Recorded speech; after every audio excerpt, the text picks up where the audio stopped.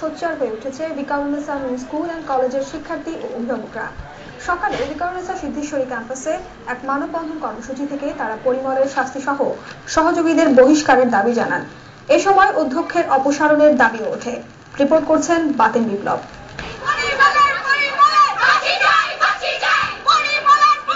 শেষ পর্যন্ত পরিমলের দৃষ্টান্তমূলক শাস্তির দাবিতে রাজপথে নেমে এসেছে শিক্ষার্থীরা। এক পরিমল নয়, পরিমল রূপী যেসব আতঙ্ক শিক্ষকতার ছদ্মবেশে ঘাপটি মেরে রয়েছে তাদের সবার শাস্তির দাবি এই শিক্ষার্থীদের। পুরো ঘটনাটির একটি তদন্ত সাপেক্ষ যথাযথ বিচার চাই। পরিমলের সাথে আমাদের স্কুলে নিয়োগ দেওয়া হয়েছিল, আমরা সবার অপসারণ চাই। ভরণ পোষণের জন্য সে যদি বাইরে গিয়ে পড়তে চায়, সে যাতে ব্রাইট ফিউচার এনশিওর করতে পারে, সেই জন্য আমরা চাচ্ছি যেন আমাদের কলেজ কর্তৃপক্ষ মেয়েটার ভরণ পোষণে যা দরকার তা দিতে পারে। পরিমল এর আগেও নারী কেলেঙ্কারির সাথে জড়িত ছিল এমন অভিযোগ করে তাকে কেন নিয়োগ দেওয়া হয়েছে প্রধান শিক্ষকের কাছে তার জবাব চান শিক্ষার্থীরা। এরকম আরো ভালো যোগ্যতা সম্পন্ন কোনো শিক্ষকরা পায়নি। যদি যেটা না হয় তারপরে তাহলে কেন এদেরকে নিয়োগ দেওয়া হলো? যদি তারা বসুন্ধরা শাখায় অকারেন্সটা করতে পারে, সিদ্ধেশ্বরী ব্রাঞ্চে আসুক বা আজিপুর ব্রাঞ্চে আসুক, সেম অকারেন্স করবে। আর যে শিক্ষকরা আমাদের জাতি গঠন করে তারাই যদি এভাবে নিয়ম শৃঙ্খলা ভঙ্গ করে, তাহলে শিক্ষকদের মর্যাদা কোথা থেকে কোথায় যাবে? পরিমলের মতো এরকম যারা এত খারাপ মানুষ, তাদের আমরা চাই না আমাদের কলেজের মধ্যে। অভিভাবকরা বলছেন মেয়েদের ক্যাম্পাসে পুরুষ শিক্ষক নিয়োগ দেওয়ার ক্ষেত্রে ম্যানেজিং কমিটির আরো সচেতন হওয়া উচিত।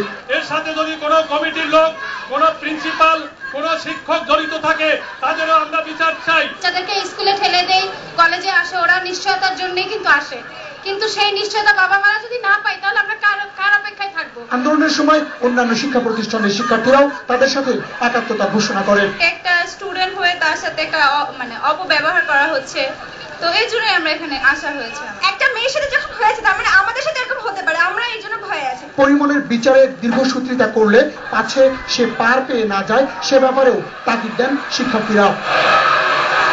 বাতেন বিপ্লব, দিগন্ত টেলিভিশন, ঢাকা। এদিকে বিকারুন্নেসা নূন স্কুলের ছাত্রী নির্যাতনের প্রতিবাদ করেছে অভিভাবক ঐক্য ফোরাম। জাতীয় প্রেস ক্লাবে এক সংবাদ সম্মেলনে শিক্ষা প্রতিষ্ঠানে ভর্তি ও কোচিং বাণিজ্য, অতিরিক্ত ফি আদায় এবং শিক্ষক নিয়োগের অনিয়ম বন্ধে আগামী 13 জুলাই জাতীয় প্রেস ক্লাবের সামনে মানববন্ধন এবং 14 থেকে 28 জুলাই সকল শিক্ষা প্রতিষ্ঠানে গণসংযোগ ও লিফলেট বিতরণ কর্মসূচি দিয়েছে সংগঠনটি। এছাড়া 12 আগস্ট গোলটেবিল বৈঠক এবং সেপ্টেম্বর মাসে অভিভাবক সম্মেলন ও প্রতীকী অনশন কর্মসূচিও পালন করা হবে।